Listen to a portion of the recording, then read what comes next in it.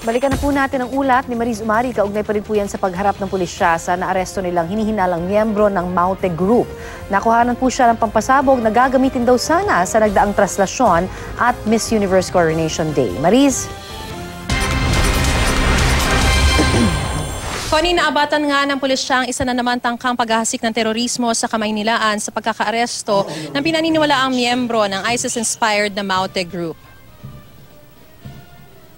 4 na buwan matapos maaresto ang mga suspect sa pagplanta ng improvised explosive device malapit sa US Embassy noong November 28, 2016, naaresto na pasado alas 9 kagabi sa Salam Compound sa Barangay Culiat, Quezon City ang pinaniniwalaang miyembro rin ng Maute Group na si Nasip Ibrahim, 35 anyos at tubong Marawi City. Isisilbi lang sana ng pulisya partikular na mga elemento ng QCPD, DSOU, DID, Police Station 3 at AFP ang warrant of arrest para sa isang Jamil Baha Tawil na umano'y kaalyado ng Maute Terrorist Group para sa illegal possession of firearms, pero wala na si Jamil Baha sa lugar. Si Nasip ang pinaniniwalaan nagkakanlong kay Jamil Baha at sa iba pang miyembro ng Maute Group. Siya rin ang pinaniniwalaan nagmaneho ng AUV na may daladala ng IED na gagamitin sana sa pagpapasabog sa US Embassy noong November 28 na nanggaling sa Mindanao. Pilit namang iniiwasan umano ni Nasip ang pagtatanong ng mga otoridad kaugnay kay Jamil Baha.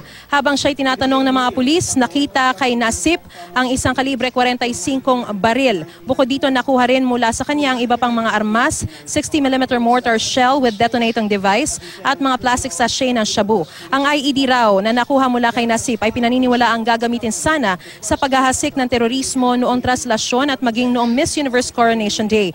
Nauna nang naaresto sina Jaher Ginar, Raison Kilala alias Rashid Kilala, Muhammad Jumao As alias Modi at Elmer Romero alias Jamal. Hinahanap pa sa ngayon ang isang Yusuf Makoto na isa umanong imam sa Tanza, Cavite na pinaniniwala ang utak ng pumaliang planong pambobomba at si Isnadi Ibrahim, sub-leader ng grupo at yuhin din ni Nasip. Samantala, Connie, ay maharap sa patong-patong na kaso itong si Nasip kabilang na ang paglabag sa Comprehensive Firearms and Ammunition Regulation Act, Illegal Possession of Explosives, Comprehensive Dangerous Drugs Act at Obstruction of Justice. At yan ang pinakasariwang balita mula rito sa Camp Crame.